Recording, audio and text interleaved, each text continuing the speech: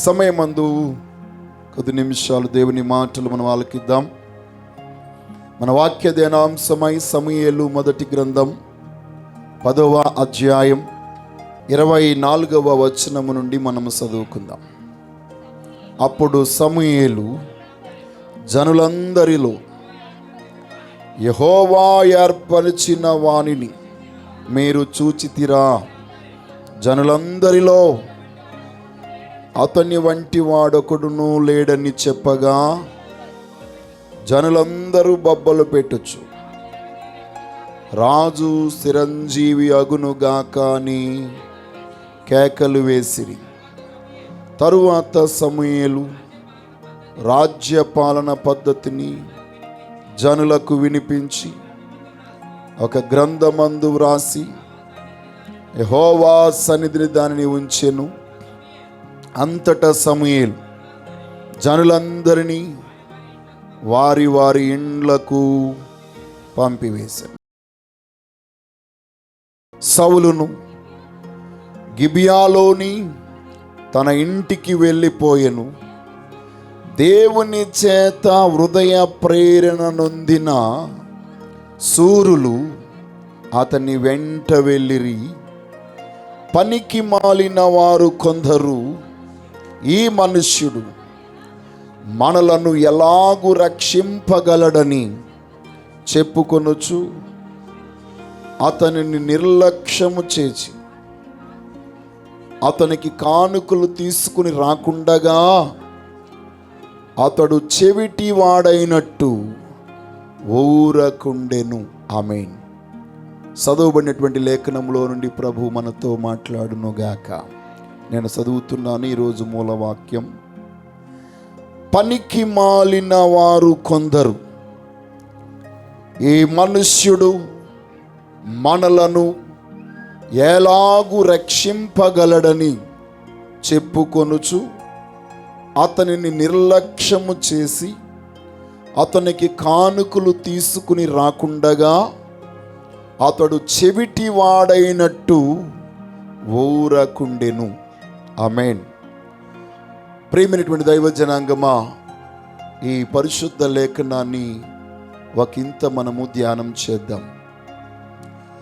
సమూయేలు గ్రంథంలో ఇశ్రాయేలు యొక్క రాజ్యం ఏ విధముగా ఏర్పడిందో మనం చూడగలం.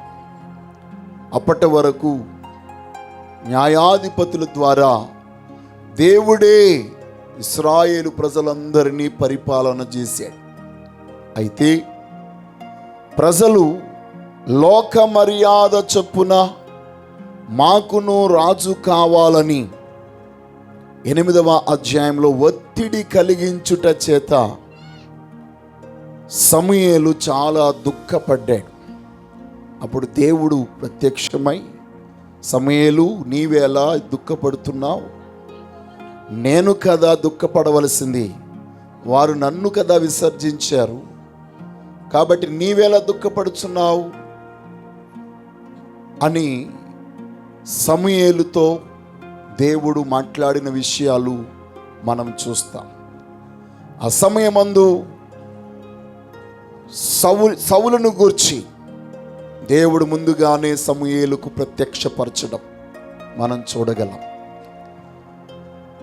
ఈ లోకములో భౌతికంగా మన సామర్థ్యమును, శక్తిని సొంత తల్లిదండ్రులు కూడా గుర్తించకపోవచ్చు, ఏ మనుషులు మనల్ని గుర్తించకపోవచ్చు, కానీ దేవుడు గుర్తించేవాడు. దేవునికి స్తోత్రం. ఏ రోజు మన యవ్వనస్తులను, మన యొక్క యవ్వన కుమారులను దేవుని గుర్తింపులోనికి వచ్చుదురుగాక. దేవుడు దృష్టి నిలిపినప్పుడు ఆయన దృష్టిలో మన యవ్వన కుమారులు, కుమార్తెలు సౌలులాగా ఉందురుగాక. సౌలు తండ్రి దృష్టిలో అంత విలువైన వాడిగా కనిపించలేదు. సమూయేలు మొదటి గ్రంథం 9వ అధ్యాయము 2వ వచనంలో చూస్తే తను బాహ్యముగా ఉన్నటువంటి ఆకారం, ఎత్తిరి, రూపాసి, బలాఢ్యుడు, సౌందర్యవంతుడు, ఈ ఆకారాలన్నీ చూస్తే బాహ్యముగా మనుషులందరి చేత అంగీకరించబడినటువంటి స్వారూప్యం తనకుంది. కానీ అంతరంగికంగా అంతటి ఆత్మీయ బలము లేదు తనకి. బాహ్య రూపము బాగా ఉంది, కానీ ఆంతరంగికంగా మనం చూసినప్పుడు ఆత్మ లేనివాడు, అభిషేకము లేనివాడిగా ఉన్నాడు. అలాంటి వ్యక్తిని గురించి దేవుడు సమూయేలుతో చెప్పి, సమూయేలు, అతడు నీ యొద్దకు వస్తాడు, నేనే రప్పిస్తున్నాను నీ దగ్గరికి. దేవుడు కొంతమందిని రప్పించడానికి కొన్ని అవసరతలను ఏర్పాటు చేస్తాడు. దేవునికి స్తోత్రం. నేను అంటాను, మనందరము ఏదో ఒక అవసరం, మనుషుల వలన జరగలేనిది దేవుడే చెయ్యగలడు అనేటువంటి దృక్పథం మనలోనికి వచ్చినప్పుడు ఆయన్ని వెతుక్కుంటూ దేవుని యొద్దకు వచ్చాం మనం. దేవునికి స్తోత్రం. హల్లెలూయా. ఈరోజు ఆ మహిమగల దేవుడు మనను గుర్తించునుగాక. సమూయేలు ఎదురు చూస్తున్నప్పుడు, ఇదిగో నేను చెప్పిన మనుషుడు ఈ మనుష్యుడే అని దేవుడు చెప్పడం. 10వ అధ్యాయానికి వచ్చినప్పుడు సమూయేలు తన మీద తైలపు బుడ్డిని వేసి తనని అభిషేకించడం మనం చూస్తాం. సౌలు సమూయేలు ద్వారా అభిషేకించబడ్డాడు, కానీ ఆత్మను పొందలేదు. ఆ ఆత్మను పొందడానికి కొంత దూరం వెళ్ళవలసి వచ్చింది, కొన్ని సూచనలు పొందవలసి వచ్చింది. బాహ్యముగా సౌందర్యమును, శక్తియును, బలమును, ఎత్తరితనము గలవాడనేటువంటి ఈ సౌలు అంతరంగికంగాను కూడా రూపాంతరము చెందుడు కొరకు దేవుని కొండ అనే చోటికి దేవుడు సౌలును నడిపించాడు. ఎప్పుడైతే అక్కడికి వచ్చినాడో ఆ ముందుగానే ఆ సూచనలన్నీ సమూయేలు ద్వారా చెప్పబడ్డాయి. ఈ సూచనలు నీ జీవితంలో జరుగుతాయి. అప్పుడు నీకు క్రొత్త మనసు వస్తుంది. దేవుని అభిషేకం నీ మీదకి వచ్చి క్రొత్త మనసు వచ్చినప్పుడు నీవు ఏమి చేయాలని నీకు తోస్తుందో అది చెయ్యి అని ఇక్కడ చెప్పడం మనం 6వ వచనంలోను 9వ వచనంలో నెరవేర్పు చూడడం మనం చూస్తాం. దేవునికి స్తోత్రం. హల్లెలూయా. అయితే ఆ 10వ వచనము నుండి మనం చూస్తే దేవుని యొక్క ఆత్మ బలముగా సౌలు మీదకు వచ్చింది. దేవునికి స్తోత్రం కలుగునుగా. అతడు ప్రవక్తలలో కూడా ఉన్నాడా అని చెప్పినట్లు ఇతడును ప్రవచనములు చెప్పాడు. దేవునికి స్తోత్రం. ప్రియమైన దైవ జనాంగమా, అక్కడ కొంతమంది ప్రశ్న వేశారు, ఇతడు ప్రవక్తల్లో ఉన్నవాడా అని. సౌలు ప్రవక్తల్లో ఉన్నవాడా అని ప్రశ్న వేశారు.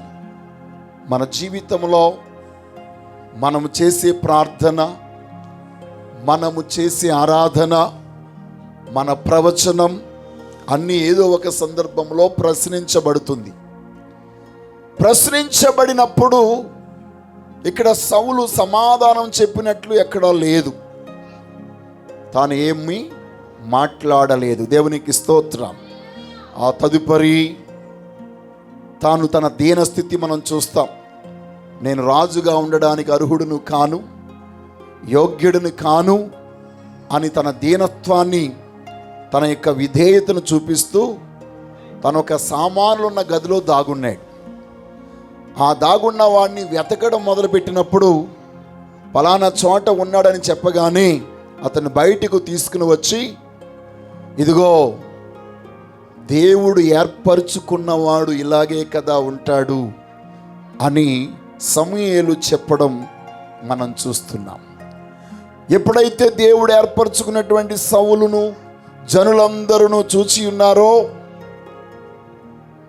చూచినటువంటి జనులందరూ కూడా వెంటనే రాజు చిరంజీవి అగునుగాక అని వారందరూ కేకలు వేయడం మనం ఇందాక చదివిన లేఖన భాగంలో ఉంది. అయితే దేని బిడ్డలారా, సౌలులో ఉన్నటువంటి గొప్ప విషయాలు, ప్రారంభంలో చాలా అద్భుతమైనటువంటి వ్యక్తిగా ఉన్నాడు సౌలు. దేవునికి స్తోత్రం. అది ఈ 27వ వచనంలో మనం చూస్తాం. 26లో చూసినప్పుడు సౌలు గిబియాలోని తన ఇంటికి వెళ్ళిపోయెను. దేవుని చేత హృదయ ప్రేరణ నొందిన శూరులు అతన్ని వెంట వెళ్ళిరి. పనికి మాలిన వారు కొందరు ఈ మనుష్యుడు మనను ఎలాగూ రక్షింపగలడని చెప్పుకొనుచు అతన్ని నిర్లక్ష్యము చేసి అతనికి కానుకలు తీసుకుని రాకుండా తీసుకుని రాకుండగా అతడు చెవిటివాడైనట్టు ఊరకుండెను అనే మాట చూస్తున్నాం. దేవునికి స్తోత్రం. ఇక్కడ దేవుని చేత ఎన్నుకున్నబడవాడు, ఏర్పాటు చేయబడిన వాడు సౌలు. దేవుని చేత అభిషేకించబడిన వాడు సౌలు. దేవుని చేత ఆత్మబలాన్ని పొందినవాడు సౌలు. దేవుని యొక్క ఆత్మ నడిపింపును బట్టి నడిచిన వాడు సౌలు. కానీ ఇక్కడ చూడండి, దేవుని చేత హృదయ ప్రేరణ కలిగిన శూరులందరూ సౌలు వెంట వెళ్ళారట. దేవునికి స్తోత్రం. పనికి మాలిన వారు కొంతమంది ఉన్నారు. ఆ పనికి మాలిన వారు పనికి మాలిన మాటలు మాట్లాడుచూ ఉన్నారు. ఏమని? ఈ మనుష్యుడు మనల్ని రక్షించగలడా? ఇతడేం చేయగలడు? వీడికి ఏమొచ్చు? గాడిదలు వెనకాల వెళ్ళేవాడిని తీసుకొచ్చి మన మీద రాజును చేయడం ఏంటి అని వారందరూ చాలా హీనముగా ఘోరంగా మాట్లాడారు. ఆ మాటలు సౌలు మాత్రమే వినకపోవడం కాదు, జనులందరూ ఆ మాటలు విన్నారు. దేవునికి స్తోత్రం కలుగునుగాక. అందరూ ఆ మాటలు విన్నారు, కానీ సౌలు ఇక్కడ చెవిటి వాడైనట్టుగా ఉన్నాడట. దేవునికి స్తోత్రం కలుగునుగాక. ఈ మాట నాకు చాలా తాకింది. దేవునికి స్తోత్రం. మన జీవితంలో ప్రియమైనటువంటి దైవ జనాంగమా, నీ యొక్క అభిషేకాన్ని, నీ ఆత్మీయ జీవితాన్ని, నీ భక్తి జీవితాన్ని, నీ ప్రార్థనా జీవితాన్ని ప్రశ్నించి మాట్లాడే వారందరికీ నీవు సమాధానం ఇవ్వవసరము లేదు. దేవునికి స్తోత్రం. హల్లెలూయా. కారణమేమనగా, భక్తి అనేది వాళ్ళ కోసం మనం చేయట్లే, మన కోసం దేవునితో చేస్తున్నాం. మన భక్తిని పరిశీలించడానికి శక్తి మనుషులకి లేదు.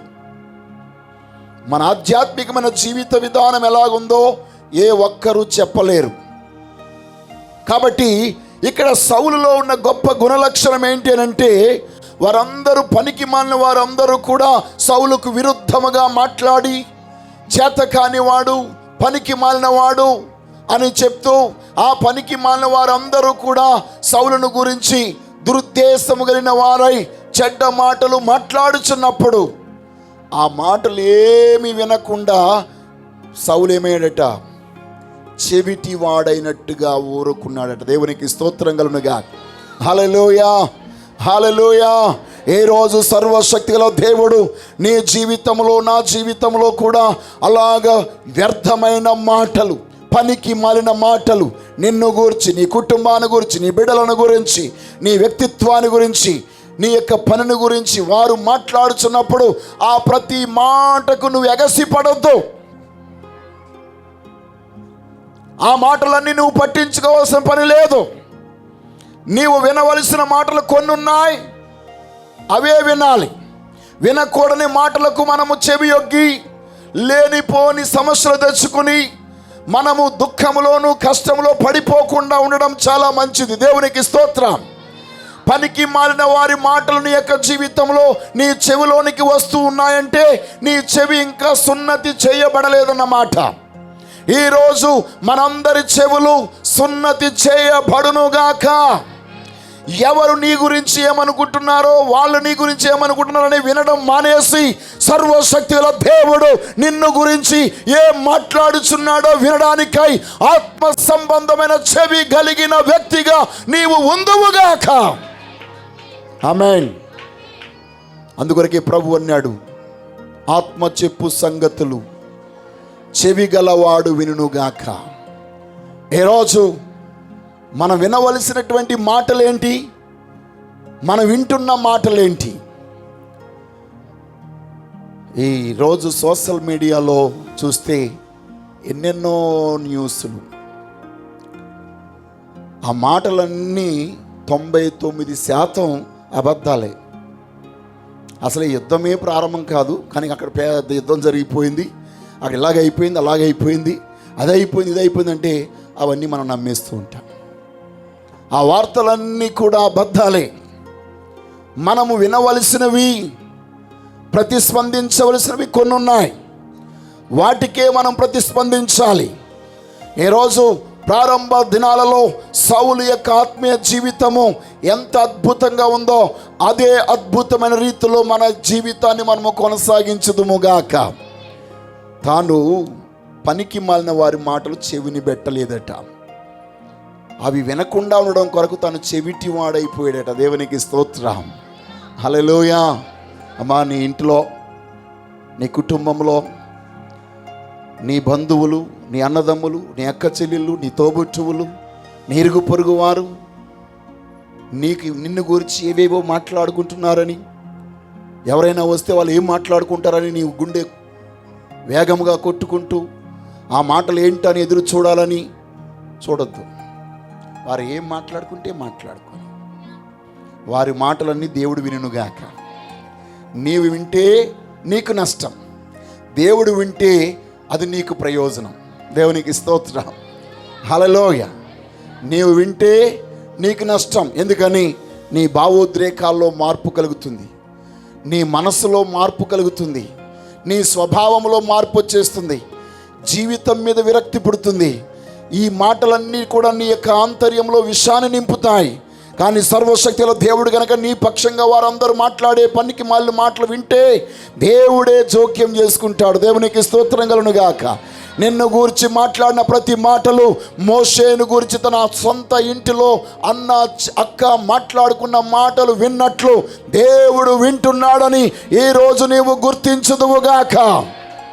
వారెవరైనా అవ్వచ్చు, నీవు ఉండవలసిన రీతిలో, జీవించవలసిన రీతిలో నీ ధర్మాన్ని నీవు కొనసాగిస్తూ ముందుకు సాగిపోతున్నప్పుడు దానికి విరుద్ధముగా మాట్లాడే ప్రతి మాట దేవుడు వింటున్నాడు.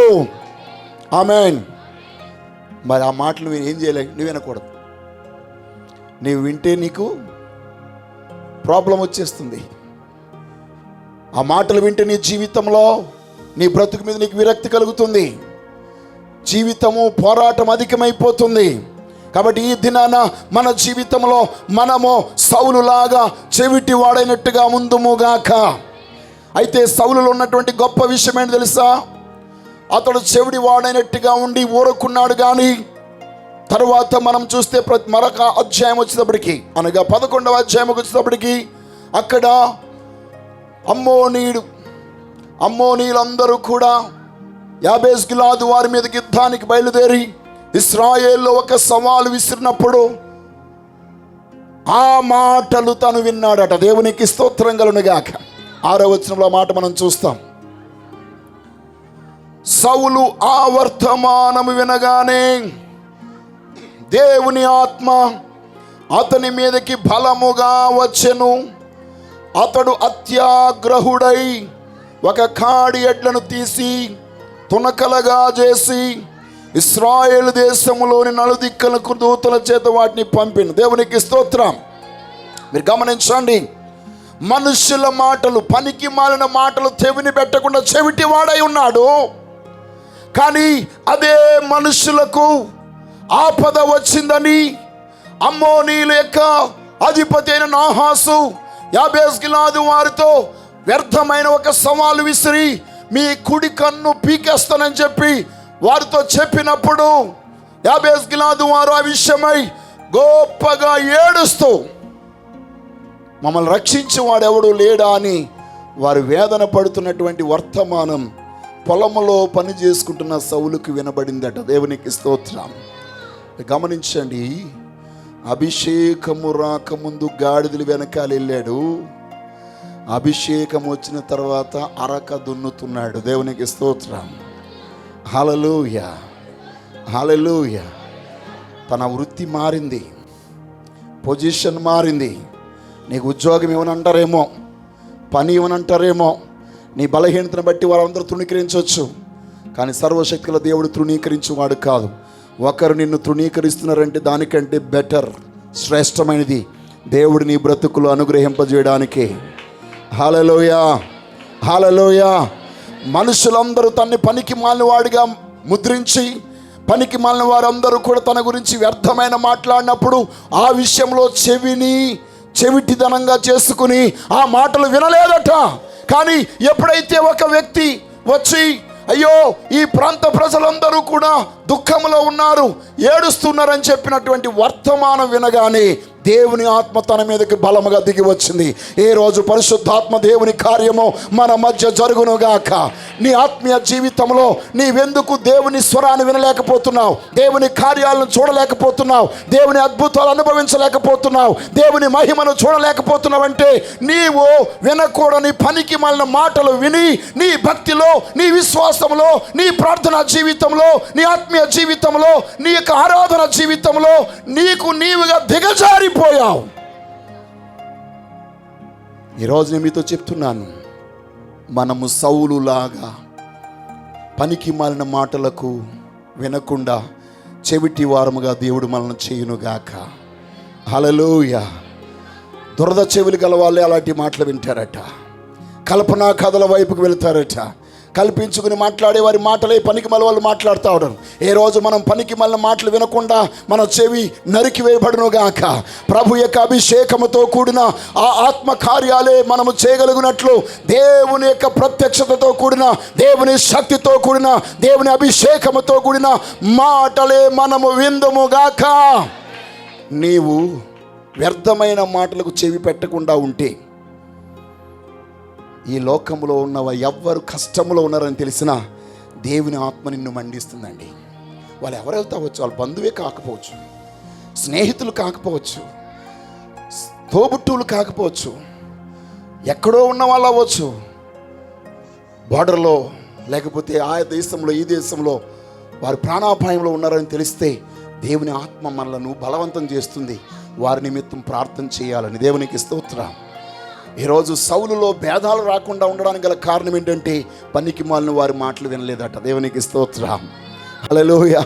పనికి మాలిన వారి మాటలు వినలేదు కనుకనే దేవుని ఆత్మచేత నింపబడిన వాడై అభిషేకంలో దినదినము వర్ధిల్లుతూ ఉన్నాడు.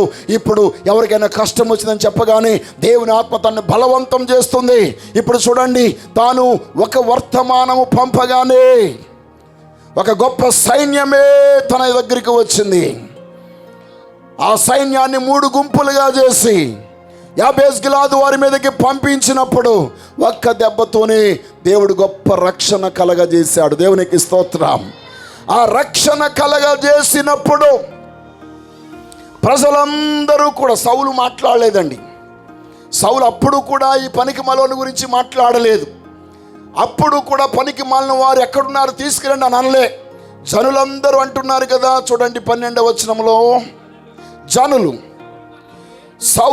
సౌలు మనల్ని ఏలునా అని అడిగిన వారేరి మేము వారిని చంపునట్లు ఆ మనుష్యులను తెప్పించుడని సమూయేలుతో అనగా, సౌలు నేడు యెహోవా ఇశ్రాయేలుకు రక్షణ కలగజేసెను గనుక ఈ దినమున ఏ మనుషుని మీరు చంపవద్దనెను. దేవునికి స్తోత్రం.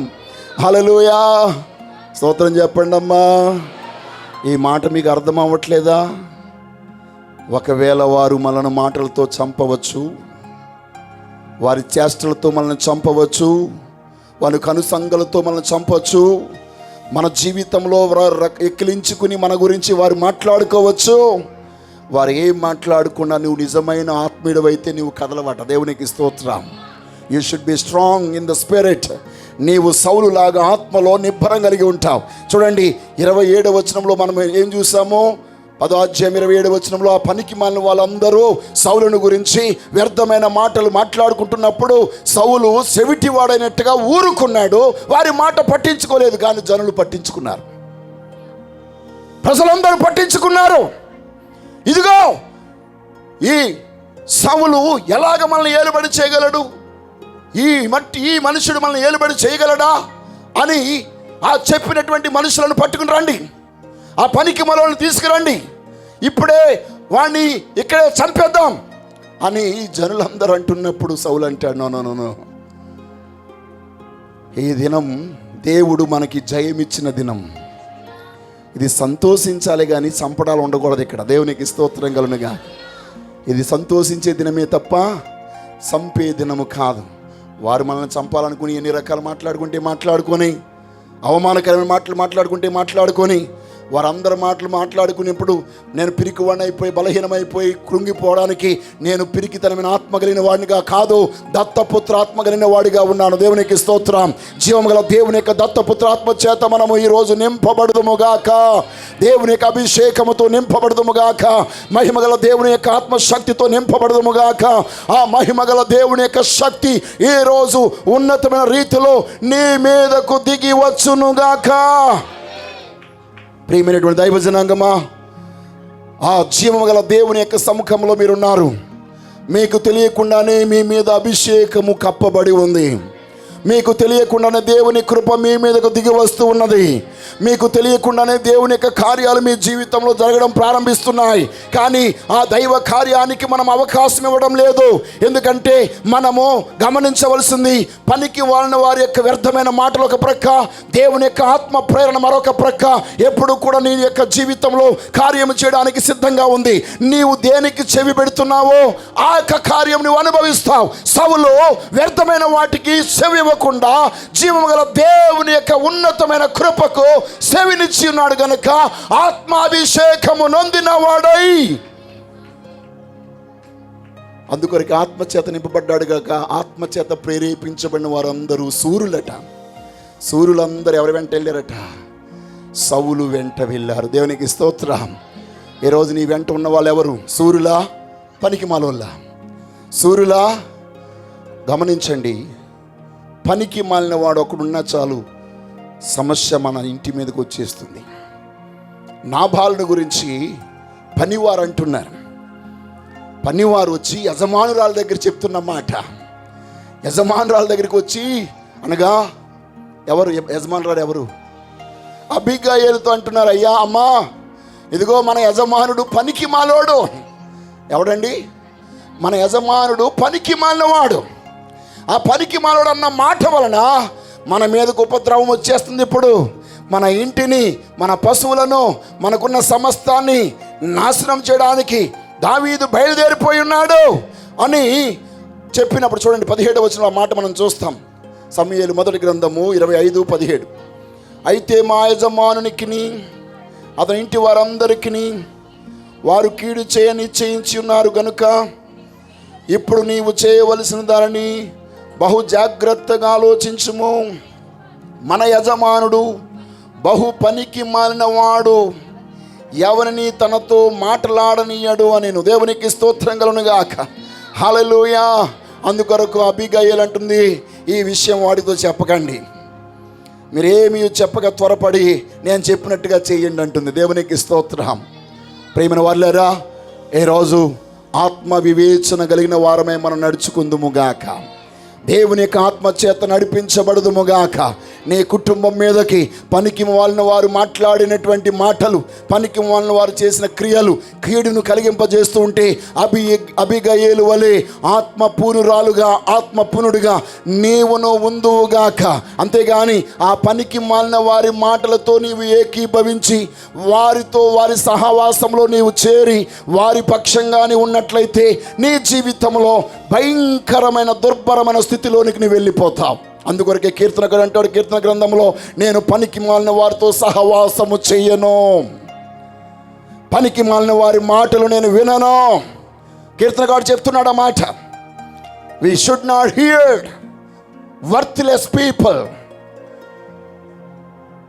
విలువలేని వారి మాటలు, వ్యర్థులైన మాటలు, మూర్ఖుల మాటలు, గొడవలు పెట్టే వారి మాటలు, మనకు అసమాధానాన్ని కలగజేసే మాటలు, వారిని ఇలాగన్నారు, నిన్ను గురించి ఇలాగన్నారనే మాటలు మనము వినకుండా ఉండాలంటే ఈరోజు మన చెవికి సున్నతి చేయబడాలి. దేవునికి స్తోత్రం.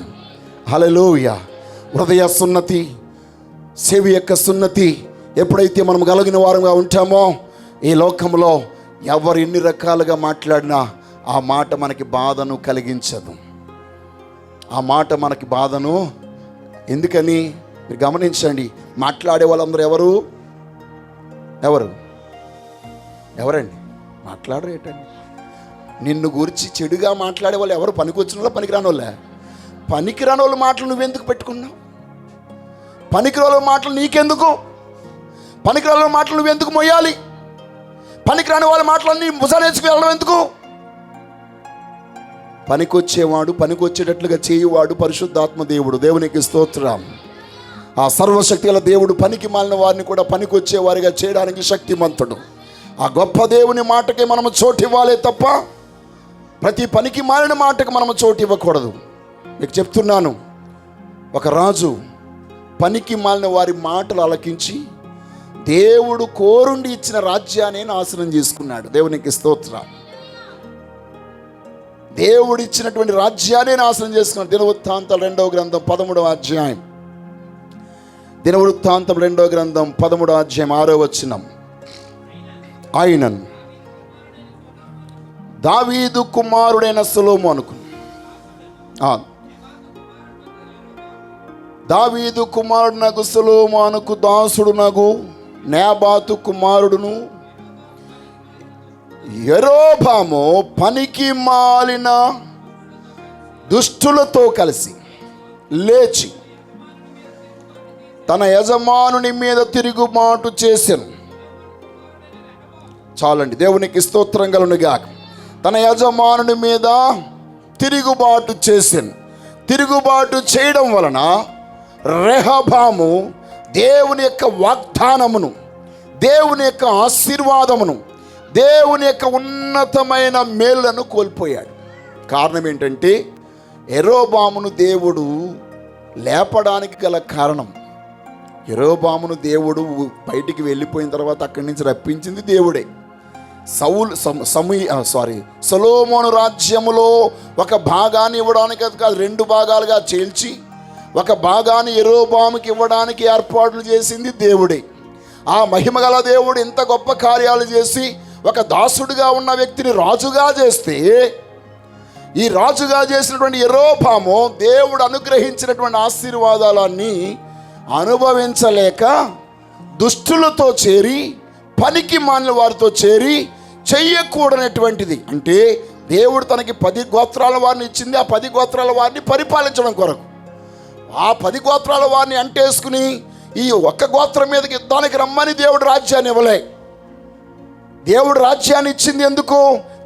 తన రాజ్యాన్ని స్థిరపరచాలి, తన సంతతి వారిని స్థిరపరచాలని. కానీ తాను చేసినటువంటి పాపమును బట్టి ఇశ్రాయేలులో 19 మంది రాజులు ఈ యరొబాముని అనుసరించి వారందరూ దేవుని యొక్క ఉగ్రతకు, శిక్షకు పాత్రులయ్యారు. కానీ యోధా వారిలో 80 రాజులు దావీదును అనుసరించి దేవుని యొక్క వాగ్దానములో వారు పాలు భాగస్తులయ్యారు. దేవునికి స్తోత్రం. హల్లెలూయా, హల్లెలూయా. అసలే మొట్టమొదట చెరపట్టబడిన వారు యోధా వారు కాదు, ఇశ్రాయేలులే చెరపట్టబడిపోయారు. యోధా వారు ఇంకా యెరూషలేములో ఉండగానే సోమ్రోను చెరపట్టబడి భయంకరమైన శోధనల గుండా వెళ్ళడం గల కారణం ఈ పనికి మాలోడి వల్ల, పనికి మాలిన వారితో సాంగత్యం చేయడం వల్ల, పనికి మాలిన వారి మాటలు వినుట వలన, ఆ పనికి మాలిన దుష్టుల యొక్క మాటలు విని వారి యొక్క మాటలను బట్టి యుద్ధానికి వెళ్ళకూడని చోటికి యుద్ధానికి వెళ్ళాడు. ఇతను యుద్ధానికి వెళ్ళింది ఎవరి మీద కనుకుంటున్నారు? యాజకులందరూ దేవుణ్ణి ఆరాధించేటువంటి యోధా వారి మీదకు, ప్రవక్తలున్న యోధా వారి మీదకు, దేవుని మందసమున్న యోధా వారి మీదకు, దేవుని ఆలయం ఉన్న యోధా వారి మీదకు, రాత్రింబగళ్ళు జీవముగల దేవుణ్ణి ఆరాధించే యోధా వారి మీదకు. ఈ మాటలు నేను చెప్పట్లేదండి, ఆ అధ్యాయం మీరు ఇంటికి వెళ్ళిన తర్వాత చదువుకోండి. అక్కడ రెహబామే అంటాడు ఆ మాటలన్నీ, మేము దేవుణ్ణి కలిగిన వారం, నీవు యుద్ధానికి వచ్చేది మా మీదకి కాదయ్యా, నీవు దేవుని మీదకే యుద్ధానికి వస్తున్నావు. ఆ మాట ఒకసారి చదివిస్తాను నేను మీకు. 13వ అధ్యాయంలోనే, ఆలోచించుడి, దేవుడే మాకు తోడై, 12వ వచనం, మాకు అధిపతిగా ఉన్నాడు, మీ మీద ఆర్భాటము చేయుటకై బోరలు పట్టుకుని ఊదినట్టి ఆయన యాజకులు మా పక్షమున ఉన్నారు. ఇశ్రాయేలు వారలారా, మీ పితరుల దేవుడైన యెహోవాతో యుద్ధము చేయకుడి, చేసినను మీరు జయమందరు. దేవునికి స్తోత్రం. ఆ పైనున్న లేఖనాలన్నీ చూస్తే వాళ్ళు అంటారు, అహరోను వంశస్థులు మాతో ఉన్నారు, లేవీయులు మాతో ఉన్నారు. ప్రతిష్ఠితార్పణలు ప్రతిదినము క్రమంగా జరుగుతున్నాయి. ఏ రోజు అర్పించవలసిన అర్పణ ఆ రోజే మేము చేస్తున్నాం. మీరు కావాలంటే మీరు దీపాలే పెడతారు, మేము దీపాలు కాదు. సమస్త నైవేద్యములను అర్పణలను అన్నిటినీ అర్పించడానికి, ఏది తప్పిపోకుండా చేయడానికి మాకు యాజకులు ఉన్నారు. కాబట్టి ఇట్టి దేవుణ్ణి కలిగిన మా మీదకి మీరు యుద్ధానికి వస్తే మా మీద కాదు. ఎవరి మీదకి యుద్ధానికి వెళ్తున్నారు మీరు? దేవుడి మీదకి. జాగ్రత్తగా ఆలోచించుకో అని అంటున్నాడు. దేవునికి స్తోత్రం. ఆత్మీయులకును పనికి మాలిన వారికి తేడాది. పనికి మాలవాడేమో పొడిసేద్దాం కడిసేద్దాం అంటున్నాడు. ఆత్మీయుడు అంటున్నాడు, ఎందుకయ్యా నా మీదకి యుద్ధానికి వస్తే నా మీదకి వచ్చినట్టు కాదు, నన్ను కొడితే నువ్వు నన్ను కొట్టినట్టు కాదు, జీవము గల దేవుణ్ణి కొట్టినట్టు. దేవునికి స్తోత్రం. ఏ రోజు మనం అట్టి ఆత్మీయ అనుభవములోనికి వచ్చుదుముగాక.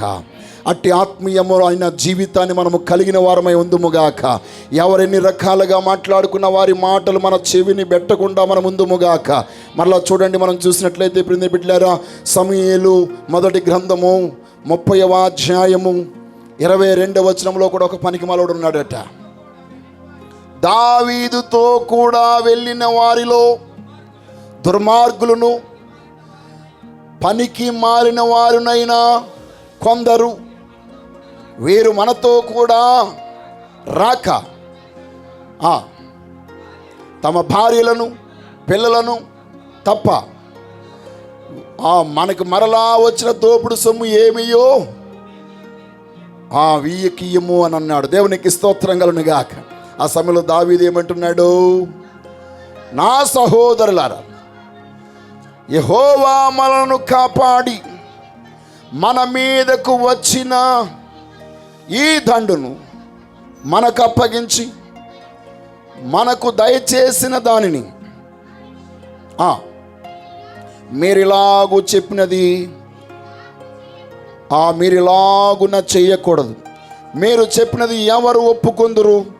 యుద్ధమునకు పోయిన వాని భాగమెంతో సామానుల వద్ద ఉన్న వారందరూ సమానముగానే పాలు పంచుకొందురు కదా. కావున నాటి నుండి నేటి వరకు దావీదు ఇశ్రాయేలు అట్టి పంపకమును కట్టడిగాను న్యాయ విధిని ఏర్పరిచి విధించిన. దేవునికి స్తోత్రం కలుగునుగా. హల్లెలూయా. ప్రియమైన బిడ్డలారా, వారి జీవితంలో ఆస్తులన్నిటినీ కోల్పోయి బూడిదే మిగిలింది. అన్నీ కాలిపోయాయి. దొంగిలించుకుని ఎత్తుకెళ్ళిపోవడమే కాదు, ఉన్న గుడారాలను కూడా కాల్చేశారు.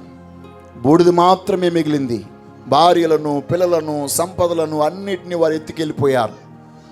వెళ్ళిపోయినప్పుడు దేవుని యొద్ద విచారణ చేసిన దావీదు కొంతమందిని తనతో కూడా యుద్ధానికి తీసుకువెళ్ళినప్పుడు వారందరినీ పట్టుకుని తరవడమే కాదు, కోల్పోయిన సొత్తంతా తిరిగి తెచ్చుకుని ఉన్నప్పుడు కొంతమందిలో పనికిమాల బుద్ధి వచ్చిందట. దేవునికి స్తోత్రం. ఈ పనికిమాల అంటున్నారట, ఈ దుష్టులు అంటున్నారట, ఈ ఆస్తి అంతా మనదే, ఎందుకంటే మనమే సంపాదించుకున్నాం. వాళ్ళకు ఒక్క పూసుకు పుల్ల కూడా ఇవ్వడానికి వీల్లేదు. భార్యలు పిల్లలు మాత్రం ఇచ్చేయి, ఈ ఆస్తులో భాగం మాత్రం ఇవ్వడానికి వీల్లేదు, ఇది మనం కష్టపడి సంపాదించుకున్నామన్నారు. దావీదు దానికి ఒప్పుకోలేదు. మీరు చేస్తున్న పని చాలా చెడ్డది అని ఆ పనికి మలలు మాట తన చెవిని పెట్టలేదు. దేవునికి స్తోత్రం. చెవిని పెట్టకపోవడమే కాదు, ఇశ్రాయేల్లో ఇంకెవడు పనికి మాలోలు మాట వినకూడదని ఒక విధినే ఏర్పాటు చేశాడు. స్తోత్రం చెప్పట్లేదు ఎవరు? హల్లెలూయా. మన ఇంట్లో మన పిల్లలందరూ ఇక పనికి మాలోలు మాటలు వినకుండా ఉందురుగాక. మీరు మాత్రం మీ పిల్లల్ని పనికి మాలోడు అనకండి. ఏమండి, ఏమనకూడదు మనం? మన పిల్లల్ని ఏమనకూడదు మనం? పనికి మాలదానా, పనికి మాలోడా అని శపించకండి. అది శాపవచనం. పనికి మాలినవాడు అంటే అర్థం ఏంటి? దేనికి ఉపయోగపడడు. మీరే మీ పిల్లలను దేనికి ఉపయోగపడడని చెప్పేసి ప్రభు దగ్గర మోకరించేసి రాత్రి మగలు ప్రభు నా కుమారుని వాడుకో ఆడనేమో శపించేస్తున్నారా? దేవుని దగ్గరికి వచ్చేమో వాడుకో అని అంటారా? దేవుడు ఆలకిస్తాడా? ఈరోజు నీ నోటి నుండి పనికి మాలిన మాటలు తొలగిపోవునుగాక. అసలు పనికి మాలిన వాడు అనే మాట సాతానికి వాడబడింది. దేవునికి స్తోత్రం. Don't use that word. ఆ మాట మీ నోట ఉండకుండా ఉండునుగాక. కొంతమందికి ఊత పదం అండి. అది ఏంటది? పనికి మాలోడా, పనికి మాలదానా. ఈ మాట ఊత పదం. ఊత పదాలు మన దగ్గర ఉండకుండా ఆత్మ పదాలే మన నోట ఉండునుగాక. మంచి చెట్టు మంచి ఫలములు ఇచ్చును, పనికి మాలిన చెట్టు, చెడ్డ చెట్టు అంటలేదు అక్కడ, పనికి మాలిన చెట్టు కాని ఫలములు ఫలించినని మత్తయి సువార్తలో, మార్కు సువార్తలో, లూకా సువార్తలో పదే పదే ఈ పనికి మాలిన చెట్టు గురించి మాట్లాడుతూ ఉన్నాడు. కాబట్టి ఈరోజు నా జీవితంలో మనమందరము కూడా జీవము కలిగిన దేవుని యొక్క శక్తివంతమైన కార్యాలను అనుభవించగలగాలంటే అభిషేకించబడిన సౌలు వలె మనమును కూడా ఈ పనికి మాలిన వారి మాటలు చెవిని పెట్టకుండు నిమిత్తము చెవిటి వారముగా ఉందుముగాక. నేను చెప్తున్న మాట మీకు అర్థమై ఉండొచ్చు. సౌలు అభిషేకించబడిన తొలి దినాలలో తన ఆత్మీయ జీవితంలో తాను ఉన్నటువంటి స్థితిని నేను మీకు తెలియజేశాను. 13వ అధ్యాయము 25వ వచనం నుంచి తన స్థితిగతులన్నీ మారిపోయాయి అనుకోండి. అది గురించి నేను చెప్పట్లేదు.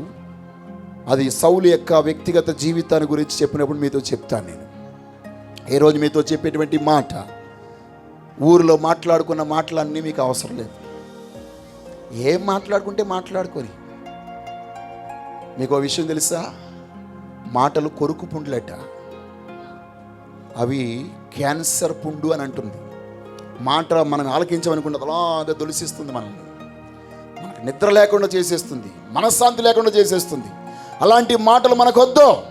గాయాలు కట్టి యేసయ్య మాటే ముద్దు. దేవునికి స్తోత్రం, హల్లెలూయా. ఆయన గాయములు కట్టువాడు, గుండె చెదరిన వారిని బాగు చేయువాడు. దేవునికి స్తోత్రం, హల్లెలూయా. 2 చేతులు పైకెత్తండి, గట్టిగా స్తోత్రం చెప్పండి. మీ పక్కోళ్ళు చేపట్టుకోండి. పనికి మాలోళ్ళు మాట వినొద్దు. చెప్పాలి, నోరు తెరిచి చెప్పాలి. పనికి మాలోళ్ళు మాటలు నా దగ్గర తేవద్దు. ఆమె కొంతమంది వాళ్ళు డైరెక్ట్గా మనకు చెప్పరండి, ఒకరి చేత చెప్పిస్తారు. అది మరీ భయంకరం. అది ఇంకా ముఖం మీద అనేసరనుకోండి, అది వేరు క్లియర్ అయిపోద్ది. ఎవరో చేత చెప్పించారనుకోండి, ఏమన్నారో ఇంకా ఏమన్నారో అని ప్రాణం దొలిచేస్తూ ఉంటారు. అది మీకు తెలుసా? చెట్లని చక్కగా దొలిసేటువంటి ఒక పురుగు ఉంటుంది. పురుగు చూస్తే చాలా అందంగా ఉంటుందండి. పురుగుని చూస్తే తెల్లగా ఉండి చూస్తే రొయ్యలాగా అనిపిస్తుంది. గొంగళ పురుగు కాదండి, గొంగళ పురుగు పైన పాకుతుంది, ఇది లోన పాకుతుంది. ఇది చెట్టు లోన ఉంటుంది. అది చెట్టు పైన ఉండేది గొంగళ పురుగు, దురద వస్తుంది. ఇది అలా కాదు, కాండానే లేకుండా చేసేస్తుంది. దేవునికి స్తోత్రం. ఈ మాటలు అలాంటివి, కొరుకు పుండు లాంటి మాటలు. అపోస్తలుడైన పౌలు అంటున్నాడు, పనికి మాలిన మాటలు మనం వినకూడదు. వారు మన గురించి అవ్వచ్చు, మన కూతురు గురించి అవ్వచ్చు, కొడుకు గురించి అవ్వచ్చు, లేకపోతే నీ యొక్క ఫ్యామిలీ విషయం గురించి, ఉద్యోగం గురించి అవ్వచ్చు, ఎవరి గురించి అయినా అవ్వచ్చు. ఆ మాటలన్నీ తీసుకొచ్చి, ప్రభువా యూ హెర్డ్ దిస్ వర్డ్, నీ మాటలు విన్నావు కదా, నీకే అప్పగిస్తున్నాను, నీవే న్యాయ విధిని విధించు. ఆ మాటలు వినడానికి మనం చెవిటి వారంగా ఉండినప్పుడు దేవుడు తన ఆత్మకార్యం జరిగింపజేస్తాడు. ఈరోజు మీతో చెప్తున్నాను, మీలో చాలామంది అభిషేకాన్ని కోల్పోవడానికి గల కారణం, మీలో చాలామంది ఆత్మవరాలు కోల్పోవడానికి గల కారణం, మీలో చాలామంది పరిశుద్ధాత్మ దేవుని యొక్క ప్రవచన వరాన్ని కోల్పోవడానికి గల కారణం, మీరు పనికి మాలిన మాటలకు చెవియొగ్గి ఉన్నారు కనుకనే దైవ దర్శనాన్ని కోల్పోయారు, దైవ ప్రవచనాలు కోల్పోయారు, దైవ శక్తిని కోల్పోయారు. ఆ యొక్క జీవగల దేవుని యొక్క దర్శనము, దేవుని అభిషేకం. ఇంట్లో ఆర్థిక సమస్య వచ్చింది, ఇదిగో భర్త వచ్చాడు, ఈరోజు మనకి ఉద్యోగం లేదు, పని లేదు, వ్యాపారం లేదు, లేకపోతే రాబడి రావటం లేదు అని చెప్పినప్పుడు నీలో రావాల్సింది బాధ కాదు, దుఃఖం కాదు, దేవుని యొక్క అభిషేకం, దేవుని యొక్క ఆత్మ శక్తితో, ప్రభువా ఇంతవరకు నడిపించిన దేవుడవు, ఇంతవరకు మమ్మల్ని పోషించావు కదా, ఇప్పుడు ఎందుకు ఈ పరిస్థితి వచ్చింది అని నీవు నీ యొక్క జీవగల దేవుని సముఖంలో మోకరించి ఆత్మపూర్ణుడివై ప్రార్థన చేయాలి తప్ప ఆ మాటలు పట్టుకుని ఏడ్చుకుని ఉన్న ఆత్మను పోగొట్టుకుని ప్రార్థన చేయడం మానేసి, ఆరాధన చేయడం మానేస్తే నీ బ్రతుకులు అద్భుతాలు పొందలేవు. నా జీవితంలో ఏదైనా మాట విన్నప్పుడు నేను ప్రభు దగ్గర సాగిలి పడిపోతాను. ప్రభు యూ హెర్డ్, నీవు విన్నావు, నేను వాటిని వినలేదు. ఆ మాటలు నా దగ్గరికి రాకూడదు.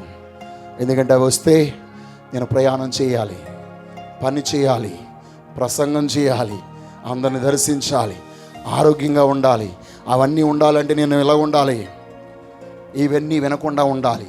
ఆ వినకుండా ఉండాలంటే, నా మాటలు నేను వినకుండా ఉండాలంటే ఏం చేయాలి? నువ్వే వినాలి. కాబట్టి నా దగ్గరికి వచ్చే మాటలన్నీ నువ్వు లాగేసుకో. ఒకవేళ చెవిలోకి వెళ్ళిపోతే అవి తీసేసుకోనైనా, గుండెలో ముద్రడిపోతే నీ రక్తం చేత కడిగేసి నన్ను మరలా ఫ్రెష్గా చేసేయి. ఒకరు మాట్లాడలేదు. ఆమెన్ ఆమెన్ చెప్తే మీ జరుగుతున్నది కదా, జరుగుతుంది. దేవునికి స్తోత్రం. నేను చెప్తున్న మాట ఈరోజు మీరు మొదలు పెట్టండి. మీ బిడ్డల మాట, భర్త మాట, బంధువుల మాట, అత్త మాట, అక్క మాట, చెల్లి మాట, తమ్ముడు మాట, వ్యాపారంలో ఉన్న మాటలు, ఉద్యోగంలో ఉన్న మాటలు, పనిలో ఉన్న మాటలు, కాంట్రాక్ట్లో ఉన్న మాటలు, ఇవన్నీ మనం చెవిని పెట్టకుండా ఒకవేళ విన్నప్పుడు ఆ మాటను బట్టి ఆత్మ పొందుకున్న వారమై ప్రభు సముఖంలో గోజాడి మొరపెట్టినప్పుడు నీవేమీ పోరాడవసరం లేదు, నీవేమి యుద్ధాలు చేయవసరం లేదు. దేవుడే కార్యము జరిగింపజేస్తాడు. దేవునికి స్తోత్రం. ఆత్మ చెప్పు సంగతులు చెవిగలవాడు వినుగాక. దేవుని యొక్క మహిమ గల కార్యం ఈరోజు మీ జీవితంలో జరుగునుగాక. ఇప్పుడు కనుక మీరు వినగలిగితే ఆ గొప్ప దేవుని యొక్క విజయాన్ని ఇప్పుడే మీరు చూస్తారు.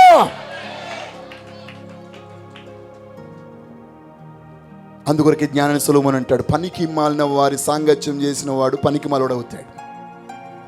పనికి మాలిన మారు మాటకు చెవి యొగ్గిన వాడు పనికి మాలోడైపోతాడు.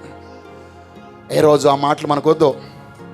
దీని గురించి ఎక్కువ ఎక్స్ప్లెయిన్ చేయడానికి నేను వెళ్ళట్లేదు, టైం అయిపోతుంది. కాబట్టి బిఫోర్ ఎండ రాకముందు మిమ్మల్ని వదిలేస్తాను. ఒక మాట మీద చెప్తున్నాను. సౌలులో ఉన్న గొప్ప లక్షణం చెవిటివాడైనట్టు ఉన్నాడు. కానీ కష్టాలు విన్నప్పుడు ఆత్మపూర్ణుడై నింపబడ్డాడు. విజయం వచ్చిన తర్వాత పనికి మాలోళ్ళకి తీర్పు తీరుద్దామంటే నో వద్దు, వాళ్ళని దేవుడే చూసుకొని విడిచిపెట్టిన వాళ్ళని, లీవ్ ఇట్, వాళ్ళ గురించి మనం వాళ్ళ జోలికి పోవద్దు అని అన్నాడు. ఇదే మాట దావీదును కూడా షిమ్యి భయంకరముగా దూషించి అవమానపరిచినప్పుడు ఇదే మాట అన్నాడు. అలాగే మనం సమూయేలు 2వ గ్రంథం 20వ అధ్యాయానికి వచ్చినప్పుడు షబయ అనే పనికి మానవాడట, అతను కూడా ఇలాగే మాట్లాడినప్పుడు దావీదు స్పందన ఇలాగే చూస్తాం. దేవునికి స్తోత్రం. హల్లెలూయా.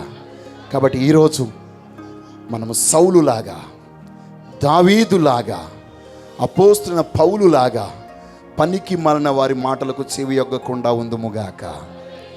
మహిమగల దేవుడు మనతో ఏం మాట్లాడుతున్నాడో ఆ మాట మనం విందాం, విజయాన్ని పొందుకుందాం, దేవుని కృపలో ముందుకు సాగిపోదాం. దేవుడి మాటలను బట్టి మిమ్మల్ని అందరినీ దీవించునుగాక. ఆమేన్.